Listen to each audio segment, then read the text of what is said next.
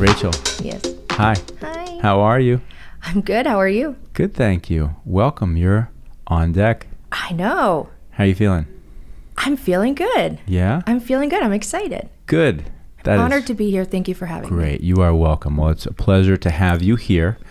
Rachel, you are one of our very important client managers Very here important. at the agency, and you've been with us for just about a year. Mm-hmm. And I thought what an interesting place to start would be for us to talk about what it was like for you to join a company like a week or two before COVID, and then boom, you're working from home on a brand new job and don't know anybody and don't necessarily know what the job is. What was that like? Well, it was a lot. It was a real lot. But it was good. It turned out to be good because it taught me what I'm capable of, and because honestly there were a few times where I was like, I don't know what I'm doing and I don't know how to use this program, and not a few times, actually multiple times per day. Mm-hmm. You know, because as you mentioned, like shortly thereafter when I started working here, we're working remote, and so now I have the laptop and the monitor and all these programs, not all these programs, but you know what I mean. Yes. Even one or two is still a learning curve. Mm-hmm. And it's almost like learning a different language, when I'm learning new programs and stuff like that. So it was a lot, but I was proud of myself. Even if I had to Google things, like how to use Central Desktop, Right. And then I took like very good notes. And then whatever training that I got from the team here, I made sure I wrote everything down so I wouldn't have to, ask twice. It was a lot, but it worked out. It had to be a lot because you're coming in to a new type of position. Yes. For you in a new industry. Yep. With new people. Mm-hmm. At a new company. Mm-hmm. And almost instantaneous. It was like literally like 2 weeks. What was it? 2 weeks, a month maybe that you were here in the office. Uh-huh. And then it was March 15th and it's okay, we got to pack up and everybody's working from home. Mm-hmm. And so I can only imagine that, you start this new job, you're excited, right? Right. And then the whole world goes, crazy. Right. And you're sitting at home by yourself going, okay, now what do I do? Yeah, it was intense. It was intense at times. It was, and it took me a while to kind of get into my groove. Right. But once I did, it's all smooth sailing. What was the thing for you? Okay, so you get into your groove. What was the what was your foundational anchor through that? Like the one thing that you're like, okay, I may not know all this, but I know I'm good at this, and I'm gonna use this skill to the best of my ability, and then all the rest will fill it in. That is an easy question. 100% relationships. Relationships with clients, with coworkers. Mm-hmm. It's so important to have a good relationship with people because it's a partnership, really. And it's just important to always be in communication and to know what they're thinking and they're wanting and they're looking for, and make sure that we're delivering, what they're looking for. Right. Yeah, I'm glad to hear you say that, because with us, it's funny. One of the things that my dad used to always say was, "It's all about the relationships." It really is. I mean, he would just pound that into me, and he would say that to me at a time in my life when I was definitely more focused on doing the work. Right. I mean, It was like learning skills, learning the abilities to succeed in this business, and getting the job done. And it wasn't until later in my career where where what he said really started to resonate. And so I think, the operational philosophy of our business, or quite frankly, any business, is and should be, you've got to do great work, right? The great work is an expectation, mm-hmm. but the thing that makes you different and the thing that keeps you connected to your clients is the relationship, right? Right. Almost always, if we win or lose an account, it's almost always relationship based, because there's so many companies that do similar work to us. Right. So where did you, I knew that was going to be the answer to your question, because I know that you're strong in that. I mean, every client that works with you gives a lot of positive feedback about your really strong ability to nurture and work that relationship. And that gives them a lot of confidence and faith in you to do the job. Well, so where did that skill set come for you? I swear to you, I'm not even just saying this, I have always really been like that ever since I was a kid. I like making friends with everyone. I like learning everyone's story. I like asking questions. I like making people laugh. I like making people feel good. And, you know, I was going to go back to something I said before, because I made it sound like it was relationships and partnerships is all work stuff, but it's not. It's so much more than that. And it's like caring and remembering someone's birthday, or letting them vent to you about their husband or their kids that are pissing them off that day or something. Right. And just that they feel like they can talk to you like a friend. And obviously it's a work relationship, right? But I feel like, especially nowadays, like there's a lot going on. There's a lot of stress factors that a lot of us can relate to. And I think people feel comfortable opening up to me and talking to me because I don't know, because I care. I genuinely care. And the work part of it kind of fell into place because after I had gained that trust and that respect and that rapport with my clients, or I'm sorry, while that was all happening, if I was having a situation where I was having a difficult time learning a program or didn't know exactly what the protocol was, I felt comfortable being honest to them. Hey, Joe Schmo. I don't know, I just made that up. Listen, I'm going to be honest with you. Because they know I just started. I'm going to be honest with you. I am trying to figure this out. I'm doing the best that I can. I will do it as quickly as possible. I just need a minute, you know, and once I'm up and running, I promise this won't be an issue anywhere. And they're, oh, don't worry about it. You're new. But you have to gain that. Yeah, that type of trust in the relationship and understanding amongst each other, for you to be able to, for them to feel that they can, or for them to truly be that honest with you about whatever it is and build that relationship, and for you to be able to share that. I think that's really important. You know, I think I learned a really important lesson when I was working in the car business. One of my first jobs in the car business was as a salesperson. And the guy who trained me, one of the things he's taught me, he said, Chris, number one, you don't know that much yet.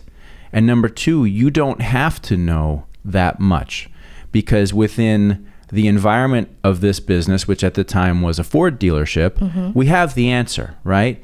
So when you're with your customer, guest, client, whatever you want to call it, and they ask you a question that you don't know the answer to, the right answer is, you know, I don't know the answer to that question, but if you give me just a moment, I will go check with my manager and I'll get that for you, right?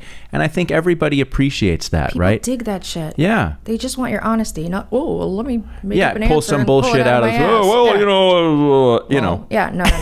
I'm telling you, people really dig that. They like sincere, honest people around them. Yes. Whether it be work, whether it be friends, or whatever the case may be. That's always been our philosophy here. And I mean, listen, I can tell you wholeheartedly, I have succeeded at that, and at times I've failed at that, right? In terms of just being consistent always in managing and nurturing the relationships. I can say that we've always been consistent in being honest and thorough and transparent in what we're communicating about. That's the nature of the foundation of our business. You know, but we all succeed and we all fail at that at some point in time too. Of course, but it's inevitable. I think no one's perfect, right? But I think one of the things that our clients appreciate about us is that we are honest with them, and we're honest about the things that we bring that work, and we're honest about the times that we try something and it didn't work, and okay, let's go back to the drawing board and try to do better. Right. And I think anybody would appreciate that. I agree. So you come to us. So far. Great. Well, you know, and I'm really glad to hear what you're saying, because you'll continue to learn and grow and develop in our business, learning more about what our business means. And I know you've learned a lot over the course of a year. You'll continue to learn more. Right. But that foundational relationship piece is just so important. So it really is. And if you don't have it, I mean, womp womp. Right. Seriously. Seriously. I mean, put yourself in the other person's shoes. I mean, you don't just want some robot like, well, here is your advertising graphics. No. Like, hey, dude, what's up? How's your day? Exactly. Oh, you had a bad day? Oh, all right, tell me about it. Mm-hmm. Oh, that does suck. You're right. I'm curious to shift gears here. Mm-hmm. You know, you come to us with a very unique skill set, right? You come to us having worked for Channel 7 here in South Florida. Yes. In a number of different capacities, on camera and off camera, correct? Mm-hmm. Correct. And, you know, for those of you watching or listening, you know, that are in South Florida, certainly everybody knows that Channel 7 is like the powerhouse, you know, news network. The number one here. Local news station. Exactly. And, you know, really high quality production studio, like everything's like Channel 7 stuff has a look and a feel to it that certainly differentiates itself from the others. Yes. It's very true. I'm curious to get a little insight from you. What was it like to work there? What were some of your responsibilities, and what was it like to work, you know, at a live TV news station that's cranking out that much good content? I mean, listen, overall, it was amazing. I was there for 8-9 years. Okay. Shy a few months that I actually moved back to New York, because I was like, I want to move back to New York. But I came back, and I had the kind of relationship with my boss that she was like, if you're back, do you want to come back? And I'm like, yes, please. I made a mistake. But Channel 7's awesome. You know, not everything's a walk in the park. Like, there were, you know, good days and bad days, good things and bad things. I always enjoyed, obviously, doing the on-air stuff. I mean, that's just what made me tick, you know. But I was also in sales, and I helped out, you know, in as many ways as I could in other departments. So let's break that down into a few pieces. Let's talk about the on-air part. Like, okay. What were some of your consistent on-air opportunities that you got to do? Well, Channel 7 they offered me as like a spokesperson when they brought on either new business or a new client, and that, you know, that maybe had a smaller budget. And a lot of times these mom and pop places, they don't have the kind of budget to create a commercial. You know, I mean, most of the time it's over $10,000 if you were to go to a studio or something and get something professionally done. So to alleviate that, because obviously they still have to pay for advertising, but to alleviate the cost of production, we do it in-house. And they make that part of the agreement that, all right, we have a spokesperson or a host, whichever they decide. So either I'm the spokesperson, like, oh, hey, come down to BrandsMart, or if someone from the company wants to be in the commercial themselves, I'll be the one interviewing them. Like, oh, like, tell me about the sales you have going on at BrandsMart this weekend. Right. So, and I was doing that a lot, like a few times a week.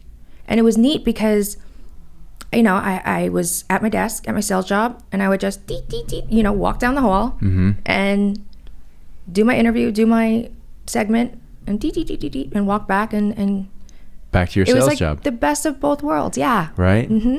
A nice balance between being able to grow and develop as a business person, right? You know, in the sales side of the business, and then also still be able to, nurture or substantiate. That's not the word I'm looking for, but to be able to have that creative outlet as well, where you could perform. To nurture my well-being. Yeah. Seriously, I mean, it's important to do things that make you happy.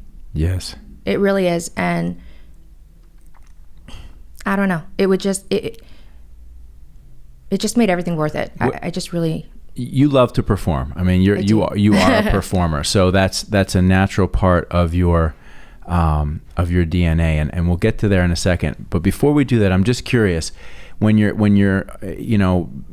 inside, you know, a big news organization like that, you know, what's the vibe like? I mean, is it very calm and everybody's kind of running on schedule and is easy breezy, or is there like this high cranking energy where like everything's on a deadline and happening at last second? You know, it depends on the day. Obviously, if there's breaking news, it's, you know, like things going on everywhere. People, right? You know, oh my God, we have a deadline, and oh my God, you know, there's a chase on I-95, and we need the helicopters, and then everyone's crowding around the TVs, and oh my gosh. obviously that's not every day, but, it depends. It really depends. A lot of times it is high energy. It is high energy. But for good reasons too, we have, celebrities come in.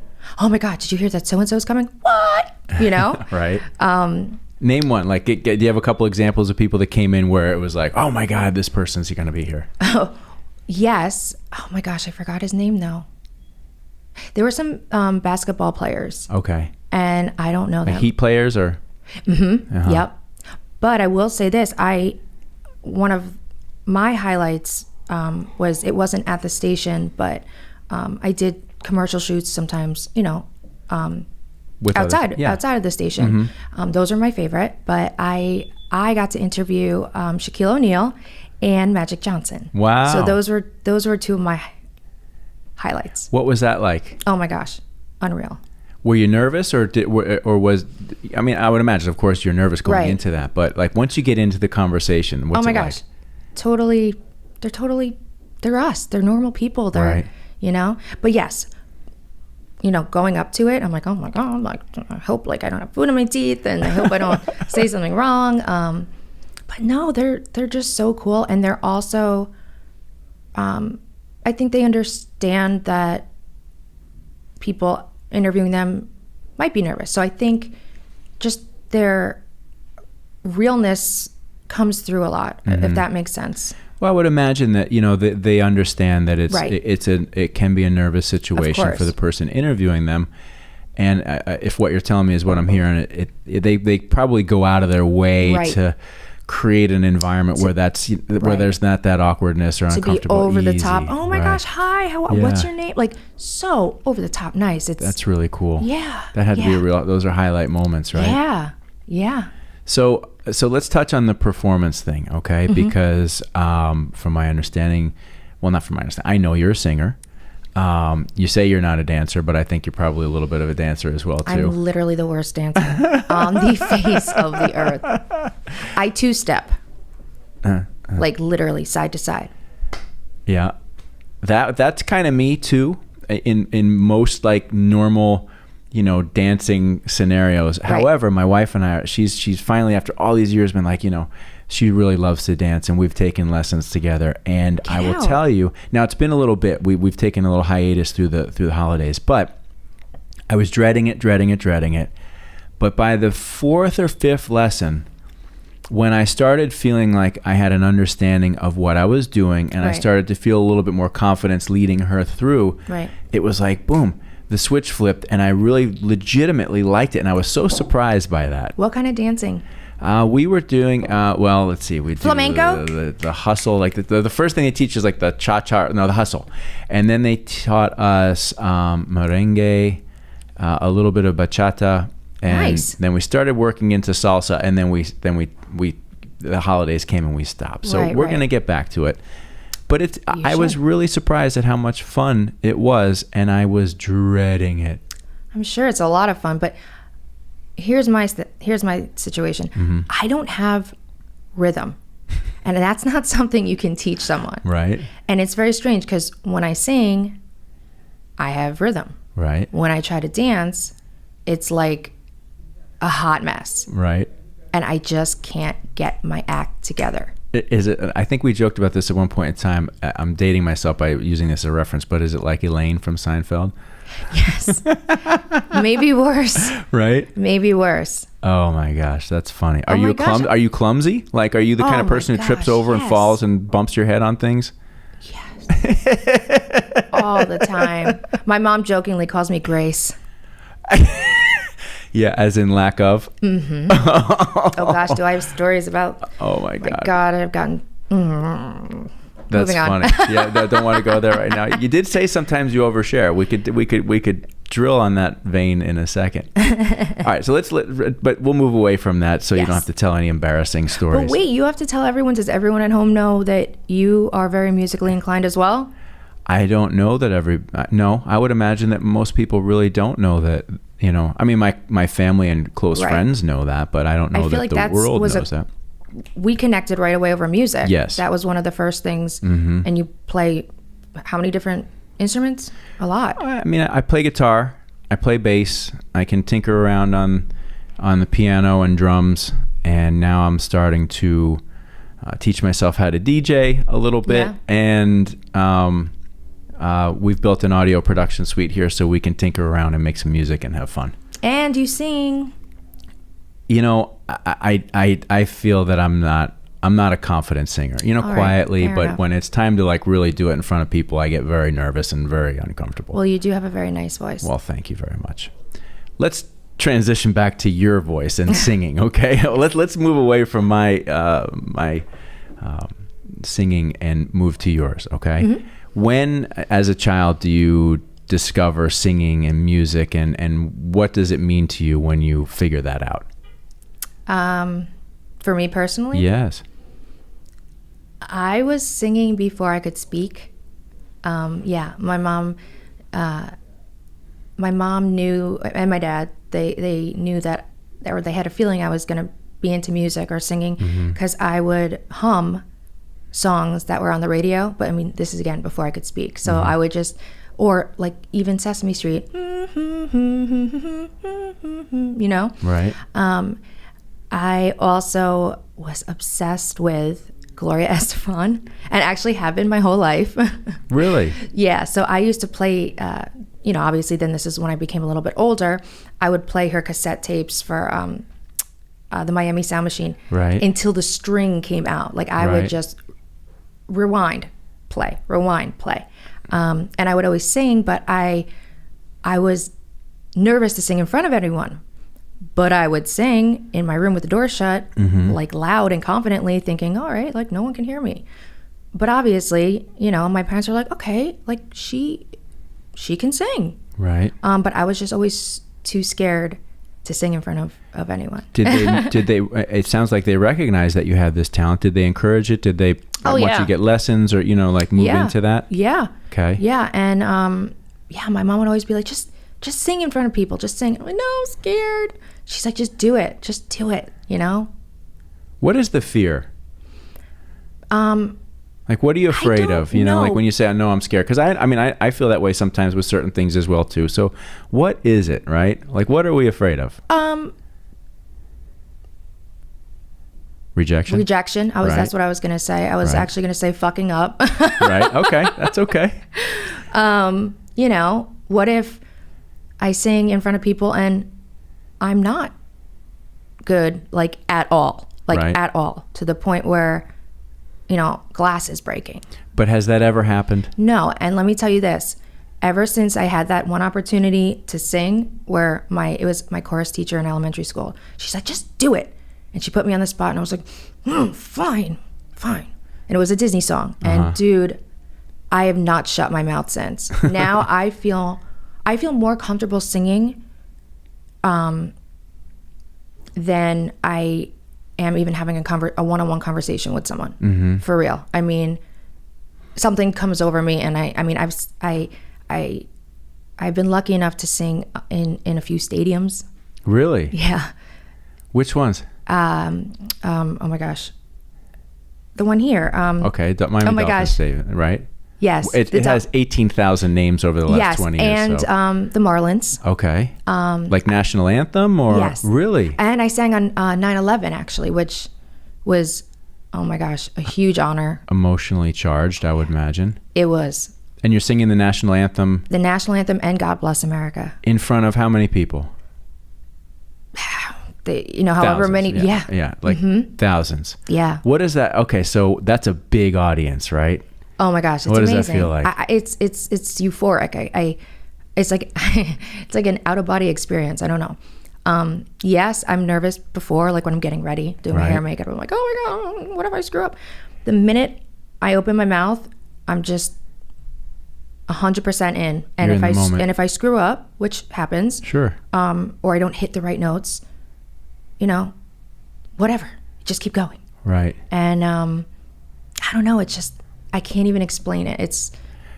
I can understand and relate to some degree. Yeah.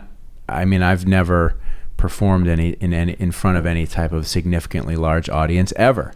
But as a musician and a guitar player, one of my dreams was always to play in a band and perform that was the whole thing. It's like, it was, for me, it was less about like making recordings. It was more like, can we get on stage somewhere and play in front of people and have the energy take you over and get into that moment. And it's really, it is a hard thing to describe what that feels like, right?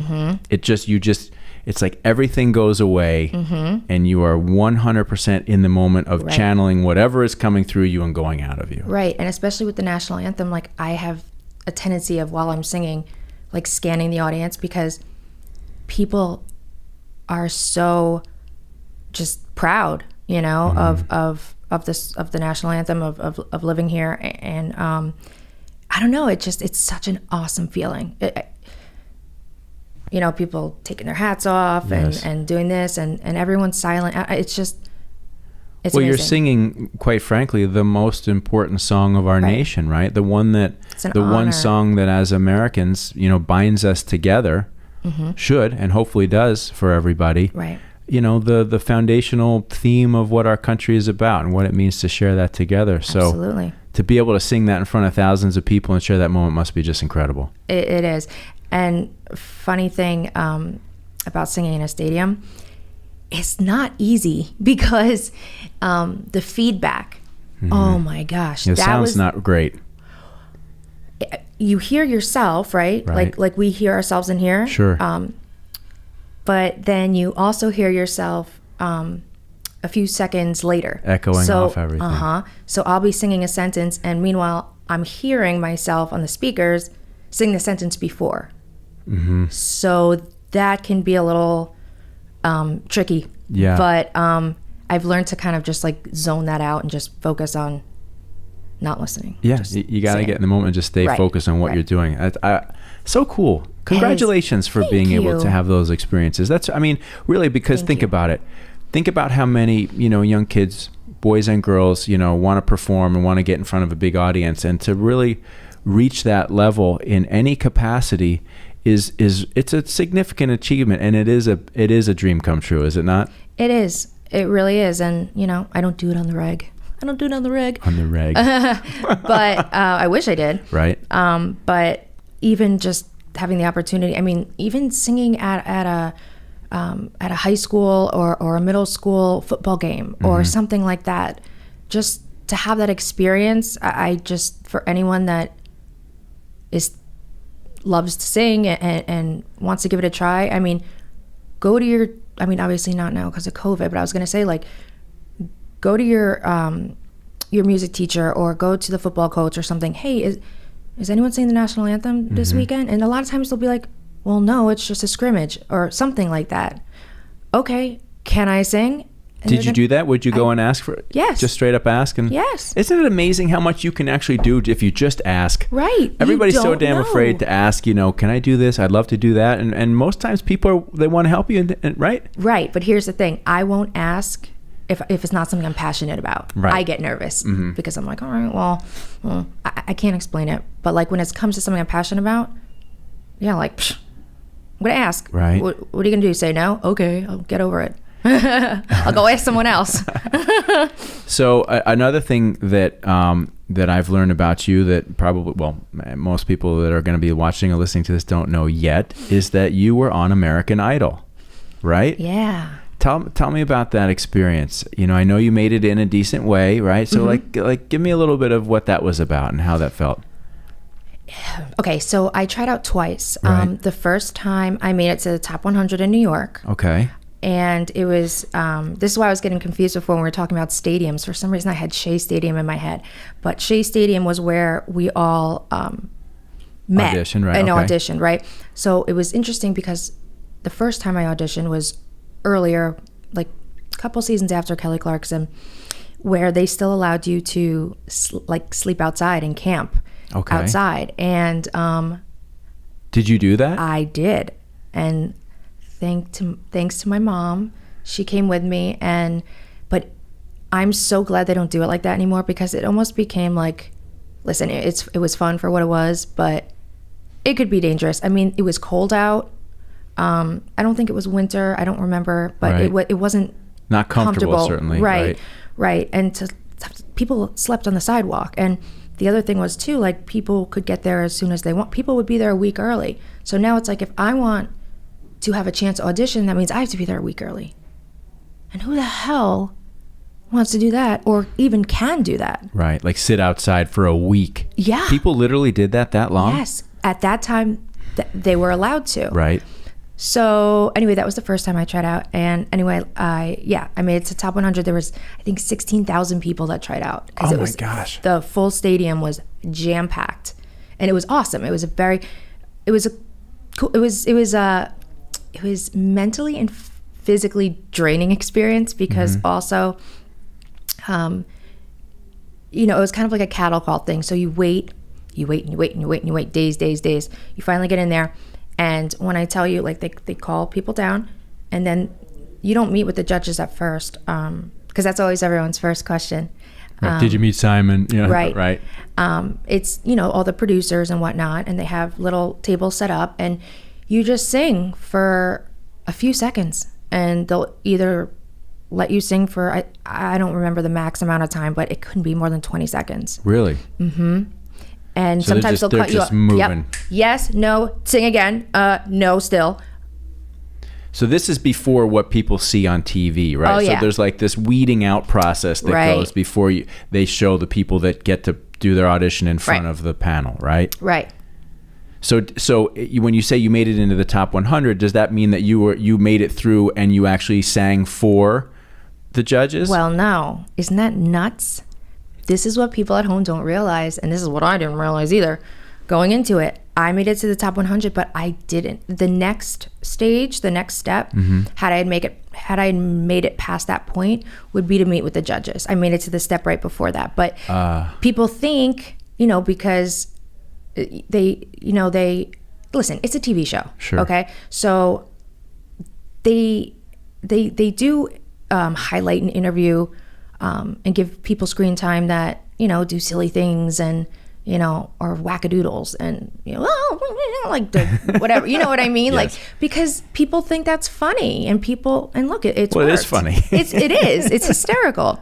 But, and then there's also the people that have, whether they have great voices or whatnot, they have a story. I slept in my car and this, that, and the other thing. And these are all factors in the beginning that they take into account to make the show interesting and right. have, it would be kind of boring if all they showed were the best singers, right? Getting into these final rounds, and it's one great singer after right. another great singer after another great singer, right? Right, and over time when you're watching the season, then you do start feeling like these people, and you're like, oh my god, as they're getting better and better. So now you're like emotionally invested, and oh my gosh, like this person deserves to win, and they had a great live performance. And, what was I saying? I forgot. I'm going off on a tangent. I'm sorry. Okay. You asked what it was like. Well, you were talking about just the general nature of how they weed through a lot, right. but they also let through a number of performers that maybe aren't as good or have interesting personal interest stories to make the show exciting, right? That's what I was going to say. Thank you. Yes. Thank you. Back on track. Yes. And I'm not saying this isn't why I didn't make it to the next step, because it's probably not. But I did notice that when I went and I sang, when I was in the top 100, they asked me, all right, like, what's your story? And my freaking dumbass was like, well, my name's Rachel. I'm 22. I live in Westchester County. I live with my family. I'm really happy. I love to sing. No. Did you say it just... Well, probably. I'm so happy to be here. Thank you so much. You were just a kid, like, I know, happy, but thinking right? back, like, gosh, I wish I would have been like, oh, yeah, I live in a sewer. Who knows? No, you don't wish you said that. Well, if it, really? maybe it would, I don't know. Right. I don't know. Coulda, shoulda, woulda. Yeah, but we talked about being open and honest and transparent, and that wouldn't have led you in the right direction. You know that. Like, to be like, oh, yeah, I just rolled out of the dumpster this morning, and, there you are, like, It might have taken me to the next step, right? though. Yeah. But no. It's funny. So you were excited, you were happy, and in the moment you gave an honest answer that maybe wasn't quite what they were looking for in terms of a story, right? But also, my voice might have not been up to par, I'm not saying that's the only reason. Right. It is one of the things I'm suspicious about. Yeah. To this day. That your voice wasn't up to par, or your story wasn't up to par? That my story wasn't up to par. Well, You never know. Who knows? Now it's led you here to this moment, right? Yes. And now it's about what what you make from this moment moving forward, right? Yeah. And the second time I didn't even make it. They were like, no. Really? Mm-hmm. Now, oh my God, I'm never going to sing again. Did you really do that? Uh-huh. You go home to your room and cry for a little bit? I cried the whole way home from Jersey. I was like, Mom, I'm never doing this again. I'm never singing ever. Yeah, okay. Right. Yeah. I was just having a mental breakdown. Well, it happens. Yeah. So you grew up in New York. Yeah. Right? Mm-hmm. All right. So we've, through a lot of these conversations, we've got Tom, who grew up in New Jersey, who worked in New York. Susie, who grew up in New York, in Washington Heights. We talked about that the other day. I'm from New Jersey. I knew that. Yeah, we've always, What part? I'm from a town called Sparta, which is northwestern New Jersey, kind of out in the country in the woods. Okay. Yeah, so we've always, thank you. I agree. So let's talk about New York a little bit, okay? Sure. Because it's a common thread now working through a lot of these conversations. Mm-hmm. Where in New York do you grow up? Long Island? Westchester County. Westchester County. Okay, excuse me. Yeah. I almost that's like an insult. Long Island? No, Westchester County. but I worked in Long Island. Right. So, and people in Long Island would always, oh, you live upstate. And I'm like, no, I don't. Upstate is like Albany. Right. But yeah. So Westchester County. Yes. You grew up there. Mm-hmm. What's that like? It was nice. That's a ringing endorsement. No, I mean, listen, it was nice. Yeah. It was nice. It was nice. Westchester County is, it's very expensive to live there. Right. And, I almost don't like saying that's where I'm from, because the first thing that people always say is, oh, so you were rich. And it makes me mad. Mm-hmm. Because. Why does that make you mad? Because everyone else was. So they're not wrong in thinking that. Right. But it was quite the opposite for my family. And we just got lucky and were able to live there because my grandfather built our house, when my mom was a baby. Okay. So our family just stayed in that house. Right. But that is always a common thing that people, and listen, they're not wrong, because Westchester County, for those that don't know, right, is definitely a more affluent area. Right. Of what you would call the New York metropolitan area. It's really it's north of the city, so you're not in the city, but it's like it's where a lot of the wealthy people who work in the city live. Correct. It's very beautiful, Correct. A lot of beautiful homes, et cetera, right? Interesting. So you grow up in that environment where everything around you is like, amazing. People think that that's what you are, and you're not. Right. Right? Right. How'd that feel? Listen, growing up, I'm sure, there were times where I wished that I could do the same kind of activities and things. Like, for example, we didn't go to summer camp because it was expensive. Right. But everyone else went to summer camp. And so little things like that where I'd be like, oh man, I wish I could have done this, that, or the other thing. But, I had a really great childhood, so who the hell am I to complain about anything? Yeah, you grew up in a magical place, and it sounds like to have the family living multi-generational in the same home, that sounds like a cool experience to me, that you don't hear of that much anymore. Right? Because everybody moves here, moves there, moves out. You don't, like, the family home is not something that necessarily gets continued to pass on generation after generation. And not only that, my Poppy Joe would always tell us stories like, oh, when we used to be a lot of dirt, and I just got some bricks, some of my friends together, and we started building a house. And he would, God rest his soul, he would just, it was just so cute. Right. He was, he would tell the story to anyone and everyone that could listen, and it was, it made me proud, Yeah, absolutely. It was a nice, sturdy house. Right. that your family members built and you live there. Like that's a very to me, that's a grounding and beautiful foundational thing for your family. Yeah. So you're growing up in Westchester. When do you start adventuring into the city? Legally? Like, I mean, like I would go to like bars and stuff with like a little fake ID. Right. Like everybody. Right. But, you know, I probably in college was when I started going into the city more. I mean, listen, I always went from time to time, but, you know, it's almost like, you know, for example, Disney. Like when you say you live in Florida, people are like, oh, you must go to Disney every weekend. And it's like, no, I don't. Oh, you must be at the beach all the time. Right. Like, no, dude. Yeah. I have weekend errands to run. There's things to do, right? So the same for you? Yeah, but I would go into, anytime I went into the city was, I love the city. It's just so magical. And every single time you go, it's just an experience. And each time is a very different experience. There's just, if you haven't been to the city, if someone hasn't been to the city, I suggest if you ever have a chance to go, because it is wild. It is wild. Yeah. Even just walking around and people watching, you know? The energy is incredible. Oh my gosh. And I love the way that we all call it the city.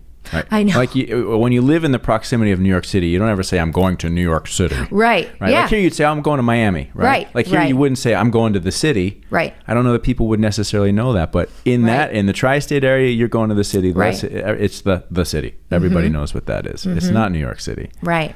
So cool. Love the city. I know. I actually wanted to go back there recently and just couldn't. I think we even chatted about this briefly because I like to go there, you know, every couple of years and just get in and get out and walk around and see just the hugeness of it all. I find it very inspiring. It really is. I mean, it's amazing. Yeah, it's just so amazing.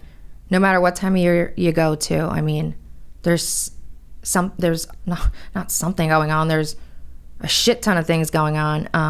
And there's just so many people. And like you said too, like the energy is just, it's unlike anywhere else I've ever been or anything that I've ever experienced. I agree. It's a cool place. So a final question, right? Now at this stage in your life, you've had these experiences, you know, from your love of music and singing and to performing and to working, you know, at a news station. And how do you, at this stage, you like kind of pull all that together in a way that gives you continued dreams and goals moving forward? Like what, you know, what still drives you in a direction? You know, I'm